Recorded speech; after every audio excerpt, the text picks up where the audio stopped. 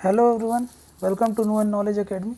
इस video lecture में मैं आपको बताऊंगा कि एमपीपीएससी प्रीलिम के लिए हिस्ट्री से हमको कौन कौन से टॉपिक मस्ट रीड करना है ना। तो ये मस्ट रीड टॉपिक्स है फॉर हिस्ट्री। इसके पहले वाले वीडियो लेक्चर में मैं आपको बताया था कि ज्योग्राफी के लिए हमको कौन कौन से मस्ट रीड टॉपिक्स को प्रिपेयर करना है ना। तो अब इस वीडियो लेक्चर में आपको बताऊँगा हिस्ट्री के लिए मस्ट रीड टॉपिक्स कौन कौन से हैं।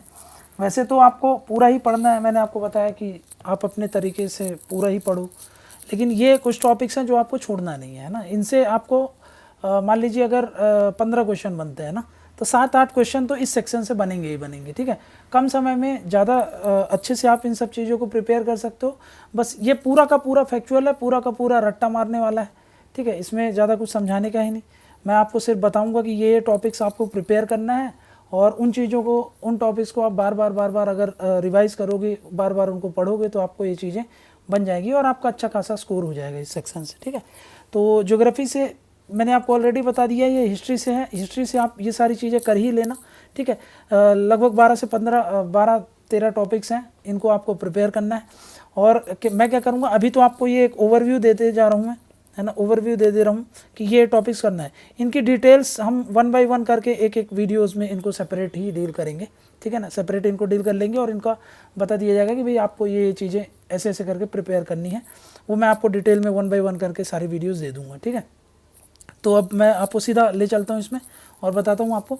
ये वाला जो है ये एंशिएंट और मेडिवल से रिलेटेड है। ठीक है, एंशिएंट और मेडिवल से रिलेटेड मस्ट टॉपिक्स कौन कौन से आपको प्रिपेयर करना है, ये उसकी लिस्ट है। ठीक है ना, उसकी लिस्ट मैं आपको बता दे रहा हूँ। तो सबसे पहला आपको प्रिपेयर करना है एंशिएंट और मेडिवल से, जो है वो आपका इंस्क्रिप्शन बेस्ड है। इंस्क्रिप्शन बेस्ड काफ़ी सारे क्वेश्चन आते हैं, जैसे कि वो आपसे दे देगा, बोलेगा सौगुरा इंस्क्रिप्शन काहे से रिलेटेड है। ठीक है, वो आपको दे देगा और बोलेगा कि भाई हाथी गुम्फा इंस्क्रिप्शन किससे रिलेटेड है। तो इसमें आपको क्या याद रखना है, पहला तो किस डायनेस्टी से रिलेटेड है ना, या फिर किस किंग से रिलेटेड है, कौन से राजा से रिलेटेड है, वो ये देखना रहता है उसमें। ठीक है, प्लस दूसरा उसका डिटेल्स पता होना चाहिए आपको कि अंदर वो काहे से डील करता है। वो इंस्क्रिप्शन में आपको 2 चीज़ पता होनी चाहिए। जैसे पूछ लेगा जूनागढ़ का इंस्क्रिप्शन किस किंग से रिलेटेड है, जूनागढ़ का इंस्क्रिप्शन में किस चीज़ का जिक्र है। नासिक इंस्क्रिप्शन पूछ लेगा, ऐहोल पूछ लेगा, भीतरी पूछ लेगा, मंदसौर का इंस्क्रिप्शन पूछ लेगा, ग्वालियर का इंस्क्रिप्शन पूछ लेगा। ठीक है, तो नाना घाट का इंस्क्रिप्शन पूछ लेगा। तो ऐसे कोई भी इंस्क्रिप्शन वो आपसे पूछ सकता है, महरौली, प्रयाग, नासिक, नाना घाट, मंदसौर। ठीक है, फिर आपसे सौगोरा कॉपर प्लेट इंस्क्रिप्शन पूछ सकता है, उत्तर मेरूर इंस्क्रिप्शन पूछ सकता है, ऐहोल पूछ सकता है, हाथी गुफा पूछ सकता है, एरन का इंस्क्रिप्शन, बेसनगर का इंस्क्रिप्शन। ठीक है, ऐसे करके वो कोई भी इंस्क्रिप्शन आपको दे देगा।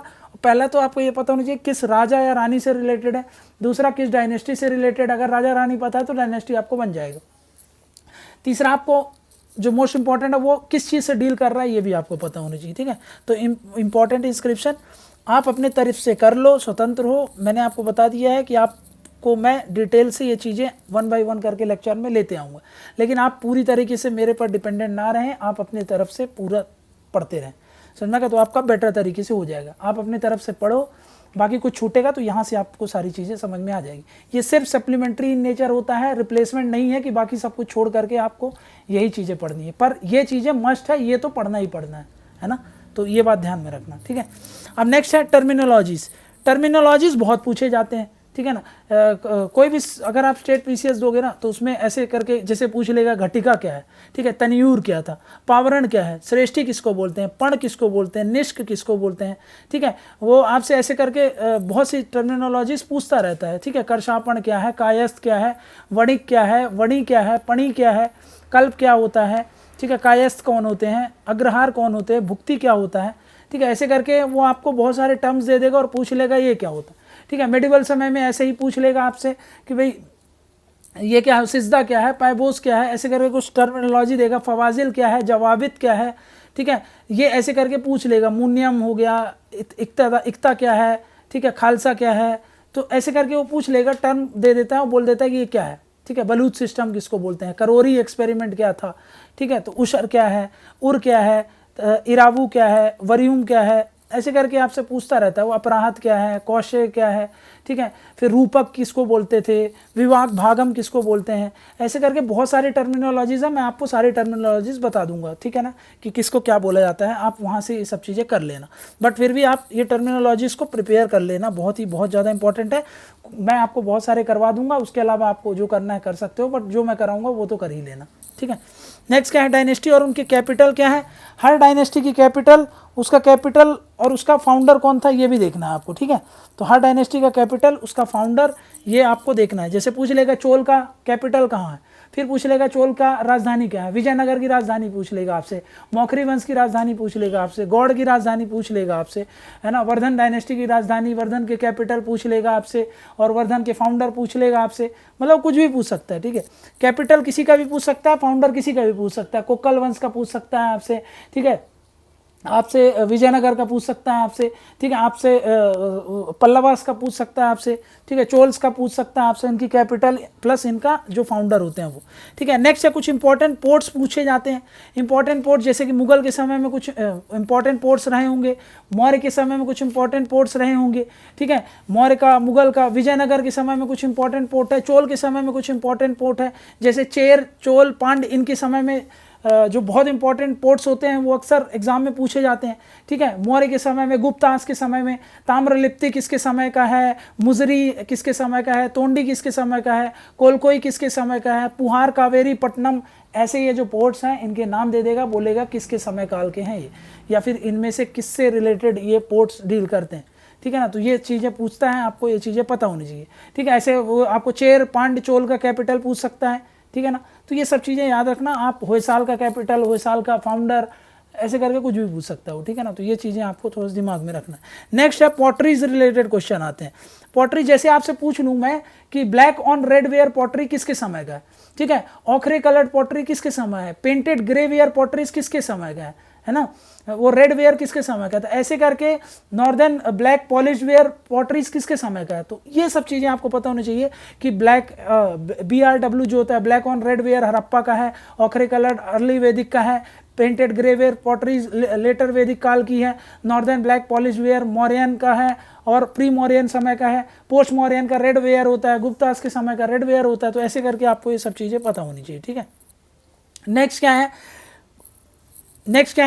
ये है आपकी इंपॉर्टेंट बुक्स। एंशिएंट समय में और मेडिवल समय में कुछ भी अगर इंपॉर्टेंट बुक्स लिखी गई हैं, जैसे इंडिका हो गई, जैसे कामसूत्र हो गई, है ना, जैसे कि आपके अष्टाध्यायी हो गई, ठीक है, तो ये सब चीज़ें आपको पता होना चाहिए, ठीक है।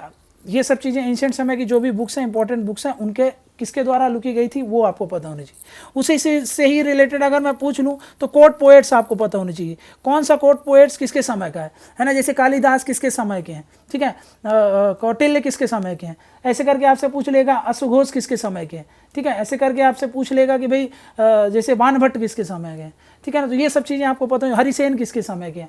तो ऐसे करके ये सब चीज़ें आपका कोर्ट पोएट्स आपको पता होनी चाहिए, वो कोर्ट पोएट्स। और वो कुछ इंपॉर्टेंट बुक्स तो पढ़ोगे ही, वो बुक्स जिस कोर्ट पोएट ने लिखी है, ये दोनों मिल करके दोनों मतलब एक दूसरे से रिलेटेड टॉपिक्स हैं, तो ये आप प्रिपेयर करना है आप, ठीक है। नेक्स्ट है बताया टर्मिनोलॉजीज, वैसे तो आपको प्रिपेयर करनी है, एक जनरल टर्मिनोलॉजी करनी है, एक स्पेसिफिक करनी है। मौर्य के समय की, गुप्त के समय की, संगम एज की, चोल की और विजयनगर की, इस पे तो आपको बहुत ज़्यादा फोकस करना है ना। जो टर्मिनोलॉजीज आते हैं मैक्सिमम इसी सेक्शन से रहते हैं, ठीक है ना। तो ये जो टर्मिनोलॉजीज है इससे आप याद रख लेना, ठीक है, ठीक है। खरोस्ती क्या है, जैसे पूछ लेगा खरोस्ती क्या है, तो भाई ये एक तरीके की स्क्रिप्ट है, स्क्रिप्ट लेखन शैली है, तो आपको पता होनी चाहिए ये सब चीज़ें, ठीक है। तो ये दिमाग में रखना थोड़ा, ठीक है। नस्तलिक क्या है, ऐसे आ जाएगा एंशिएंट समय, मेडिवल समय में आपसे नस्तलिक ऐसे आ जाएगा। मान लो क्वेश्चन बोल रहा है कि मेडिवल समय में ये टर्म अक्सर यूज़ किया जाता था जिसको बोलते थे नस्तलिक। अब ये नस्तलिक किससे रिलेटेड है, तो आपको पता होनी चाहिए कि नस्तलिक से क्या है, ये लेखन शैली है, इसमें क्या लिखा जाता था, मेडिवल समय की है, मेडिवल समय में है तो दिल्ली सल्तनत में ये जो सब चीज़ें लिखी गई है किस में लिखी गई, नस्तलिक हो गई, ठीक है। तो ये सब चीज़ें आपको पता होनी चाहिए, ठीक है। इंपॉर्टेंट टेम्पल्स में जो, जैसे कि आपको कैलाशनाथ टेम्पल पता होना चाहिए, है ना, मदुरई का मीनाक्षी टेम्पल पता होना चाहिए। एक तो इनका पहली बात तो याद रख लेना कि इनके जो मान लो कि इसका किसी ने बनवाया है ना, जैसे आपसे पूछ लेगा कि कोणार्क टेम्पल किसने बनाया है, ठीक है, फिर आपसे जगन्नाथपुरी का टेम्पल किसने बनाया है, ठीक है, ऐसे करके आपसे पूछ लेगा तो वो आपको पता होनी चाहिए, ठीक है ना। तो इंपॉर्टेंट टेम्पल्स उनका तो पहले स्टेट देख लेना, ठीक है, दूसरा सिटी देख लेना, तीसरा उनका जो भी उनको इस्टेब्लिश किया है, जिन्होंने भी इसको बनवाया है उस पर्सनैलिटी का नाम देख लेना, है ना, ये देख लेना, ठीक। नेक्स्ट क्या है, किंग एंड देयर टाइटल्स। अब देखो अक्सर किंग है और उनको कुछ टाइटल्स दिए जाते थे, है ना, उन किंग और टाइटल्स, उनसे रिलेटेड जो टाइटल्स हैं वो आपको रट्टा मारना है। जैसे कि मैं एग्जांपल आपसे पूछ लूँ, शीलादित्य किसको बोलते हैं, तो आपको पता होना चाहिए कि हर्षवर्धन को बोलते हैं, ठीक है। जैसे मैं आपसे पूछूं सकारी किसने उपाधि ली थी, तो आपको पता होनी चाहिए चंद्रगुप्त टू ने ली थी, समझ में क्या। परमेश्वर की उपाधि किसने ली थी तो पुलकेशिन ने ली थी। गंगई कोंड चोल किसने ली थी, तो राजेंद्र चोल ने ली थी, ठीक है। तो ऐसे करके आपको पता होनी चाहिए, ठीक है। दिल्ली स्वरूप की टाइटल किसने लिया था, तो अकबर ने लिया था। लाख बख्श किसको बोलते हैं, तो कुतुबुद्दीन ऐबक को बोलते हैं। एक आरत किसको बोलते हैं, तो आपको पता चाहिए कि महापद्मनंद को बोलते हैं। कुणिक किसको बोलते हैं, तो पता होनी चाहिए अजात शत्रु को बोलते हैं, है ना। तो ऐसे करके सबके कुछ टाइटल्स हैं किंग्स के, वो आपको पता होना चाहिए, ठीक है ना। तो आदि वराहा तो पता होना चाहिए, मिहिर भोज, है ना। गुलरुखी के नाम से कौन जाना जाता था, तो सिकंदर लोधी जाना जाता था, है ना। श्रोणिक के नाम से कौन प्रसिद्ध था, तो बिंबिसार प्रसिद्ध था, समझना क्या। तो ये यावन राज स्थापाचार्य की उपाधि किसने ली थी, आंध्र भोज की उपाधि किसने ली थी, अभिनव भोज की उपाधि किसने ली थी, तो पता होनी चाहिए कि भाई कृष्णदेव राय से एसोसिएटेड पर्सनैलिटी है, तो ये याद रख लेना। नेक्स्ट क्या है, बैटल्स।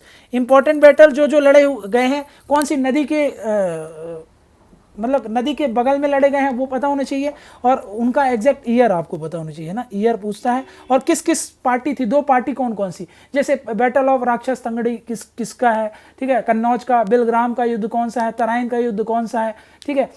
ये सब चीज़ें आपको पता होनी चाहिए, ठीक है। बैटल ऑफ हाइडेस्पेस किसका है, तो ये सब चीज़ें आपको थोड़ा सा ईयर के साथ आपको याद होना चाहिए, ठीक है। नेक्स्ट क्या बोल रहा हूँ, डिपार्टमेंट्स और उनके हेड्स। कुछ डिपार्टमेंट्स होते थे, उनको कुछ नाम से बोलते हैं, जैसे कि मेडिवल समय दिल्ली सल्तनत में आप बात करो तो दीवाने कोही है, दीवाने बंदगात है, दीवाने खैरात है, उनका हेड कौन होता था, वो डिपार्टमेंट्स किस काम के लिए जाने जाते थे, ये पता होना चाहिए। एंशिएंट समय में चले जाओ तो जैसे कि कुछ इंपॉर्टेंट हेड्स होते थे, जैसे तीर्थ किसको बोलते हैं, है ना, ये सब चीज़ें पता होना चाहिए आपको, तो ये सब चीज़ें देख लेना, ठीक है। राजुक कौन होते थे, ठीक है। ऐसे करके कुछ टर्मिनोलॉजीज दे देगा, वो आपसे पूछेगा, और पता होना चाहिए आपको कि इस पे ज़्यादा फोकस करना है ना। एंशिएंट समय में इन पर फोकस कर लेना, मेडिवल समय में विजयनगर चोल पर फोकस कर लेना, और दिल्ली सल्तनत और उसका फोकस कर लेना, मुगल पर। जैसे पूछ लेगा मीर बख्शी कौन थे, है ना, किससे रिलेटेड है, तो फिर वो आपसे पूछ लेगा सदर उस सदर किससे रिलेटेड थे, तो ऐसे करके ये आपको पता होना चाहिए किसके हेड हुआ करते थे, ठीक है। नेक्स्ट है बुद्धिज्म और जैनिज्म से रिलेटेड जो काउंसिल्स हैं, है ना, प्लस उनके जो सिंबल्स होते हैं।